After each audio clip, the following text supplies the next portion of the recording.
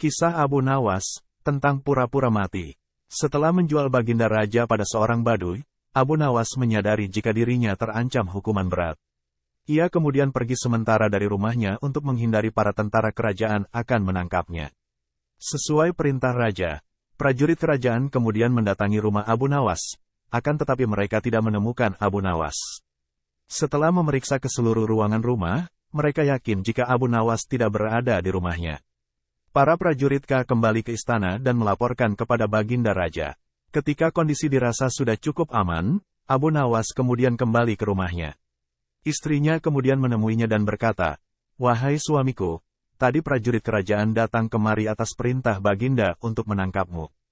Apa yang telah engkau perbuat?" tanya istri kepada Abu Nawas. Abu Nawas kemudian menjawab, "Ini masalah besar. Sebelumnya aku telah menjual Baginda Raja kepada seorang pedagang budak." "Apa? Engkau baru saja menjadikan Baginda Raja sebagai budak.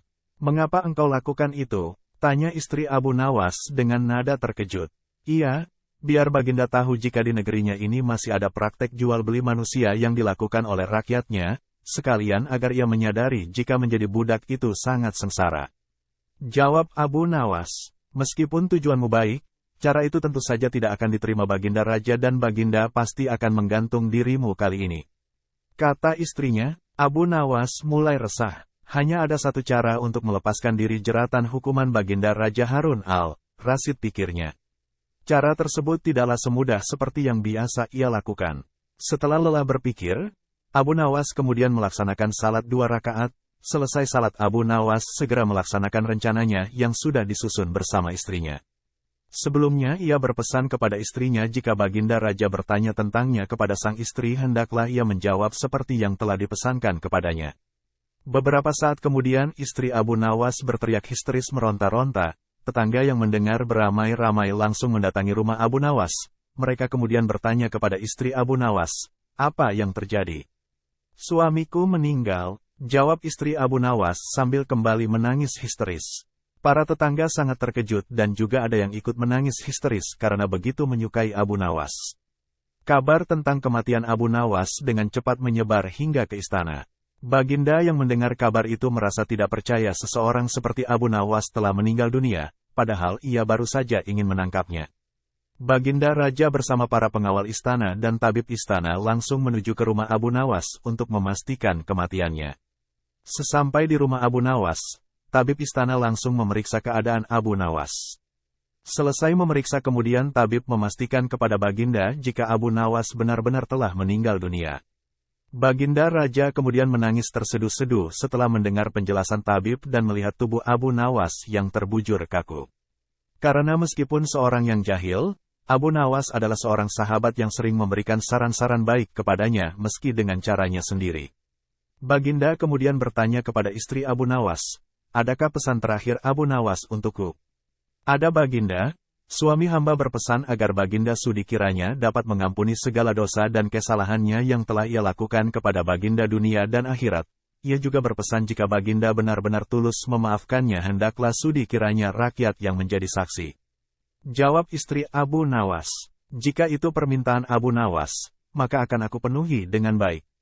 Kata Baginda menyanggupi. Setelah dimandikan dan dikafani, jasad Abu Nawas yang telah dikerendakan kemudian dibawa ke sebuah lapangan yang besar yang dihadiri oleh rakyat yang banyak. Ketika sampai di sana, Baginda Raja kemudian berpidato di hadapan rakyatnya, "Wahai rakyatku, hari ini aku mengumumkan kepada kalian semua, bahwasanya aku telah mengampuni dunia akhirat semua dosa yang telah diperbuat Abu Nawas kepadaku. Dari janjiku ini kalian semualah yang menjadi akan saksinya," kata Baginda di hadapan rakyatnya. Setelah Baginda selesai berpidato, tiba-tiba dari dalam kerenda terdengar suara orang berteriak mengucapkan kata, "Alhamdulillah." Sontak, orang-orang yang berada di sana berlari kocar-kacir ketakutan. Apalagi setelah berucap, Abu Nawas yang dinyatakan telah mati kemudian bangkit kembali dari dalam kerenda. Abu Nawas kemudian langsung berjalan melompat-lompat mendekati Baginda Raja dengan tubuhnya yang masih terbalut kain kafan. Baginda Raja merasa ketakutan dan berkata dengan nada yang bergetar kepada Abu Nawas, "Bukankah engkau sudah mati, dan apakah engkau hidup lagi?" tanya Baginda dengan nada ketakutan. "Hamba masih hidup Baginda dan tidak jadi mati tuanku. terima kasih karena Baginda telah memaafkan semua kesalahan hamba pada Baginda.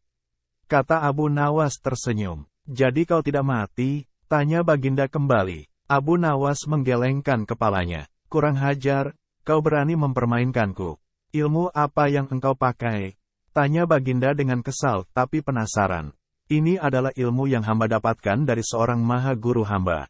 Jawab Abu Nawas. Ajarkan ilmu itu kepadaku. Pinta Baginda. Tidak mungkin Baginda. Hanya seorang maha guru yang bisa mengajari kepada orang lain.